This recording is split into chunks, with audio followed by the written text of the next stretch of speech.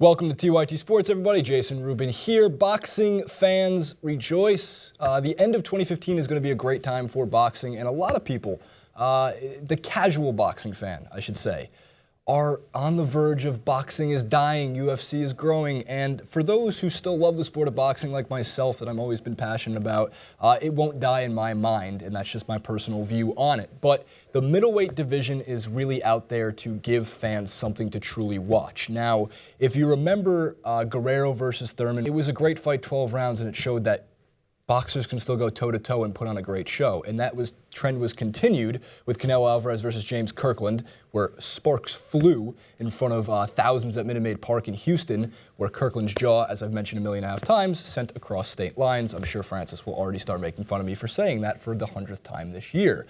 But outside of just Canelo Alaverz, Miguel Cotto is back after two losses earlier in 2011, 2012, I believe it was, yes, to Mayweather and Austin Trout. I mean, Mayweather, obviously that was going to happen, but Austin Trout unfortunately lost in 12 rounds. He's kind of had a resurgence later in his career, and what that gives us is Canelo Alaverz versus Miguel Cotto later in the year, November 21st. It was announced yesterday at the Mandalay Bay in Las Vegas. This will be an amazing fight to watch. If you were super disappointed in Mayweather versus Pacquiao, all the hype that surrounded that fight, and you left and you felt like boxing is gone, this is a fight that you should mark your calendars for.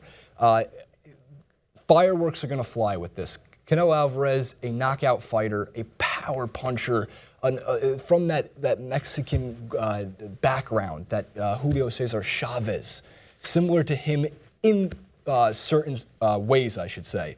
But Canelo 45-1-1 against Cotto 40-4. I mean, there's a lot of previews going on there. Bleacher Report did a head-to-toe breakdown of what you're going to expect to see, giving the slight edge to Canelo just because of his youth. I mean, Canelo started boxing when he was 15. It feels like he's been around for so much longer. It's amazing to see that he's under 25 years old. So, Tail of the tape's going to tell you that Canelo Alaverz has 2 inches of height on him, 5'9" versus 5'7", and 3 inches of reach, 70 inches to 67 inches.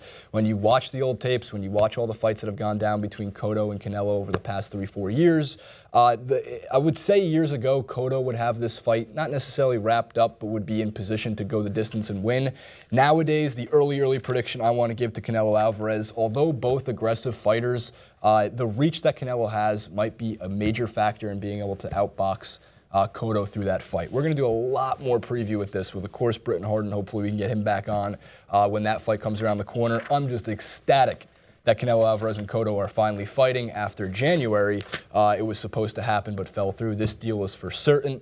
Make sure to mark your calendars. David Lemieux versus Gennady Golovkin set the pre-sale record at Madison Square Garden. 6,000 tickets sold in a minute. Awesome. Golovkin hasn't fought at the Garden in about 18 months, and last time he fought there, it was awesome. He's fighting David Lemieux. Now, David Lemieux is definitely going to be the toughest opponent that Golovkin's faced, but again, to no surprise, I think Golovkin's going to knock him out also. A little bit about David Lemieux. You guys know about Golovkin, of course. Make sure to go watch his fights of the past. The guy is a Kazakh warmonger. It's fucking awesome to watch. David Lemieux, last 9 fights he has on I should say he's on a 9-fight winning streak. 7 of the 9 by knockout or technical knockout. And again, his fight against Hassan and Dom, round 5, was telegraphing a little bit. Something to worry about when fighting someone like Gennady Golovkin, who definitely will be able to, his fast footwork will be able to move around. But telegraphing just slightly, worked the body really well against Endam. And of course, a strong left hand. One of those 2 fighters is getting knocked out. No matter what. That fight ain't going 12 rounds. The only other fight on the calendar that should be marked down, of course, is Floyd Mayweather versus Andre Berto, although we've talked a lot about Mayweather versus Andre Berto. And, you know, of recent news on Instagram, Berto comes out and says, oh, I'm going to knock out Mayweather. I'm going to give him a good fight. You should believe in me. And Mayweather says, no, you're not, blah, blah, blah. It's the same thing. Mayweather's going 49-0. Don't bet your money. It's not worth it to bet 100 to win $1 on Mayweather, unless you want to be really ballsy and something goes wrong. 99.99% chance Mayweather wins that fight and goes 49-0.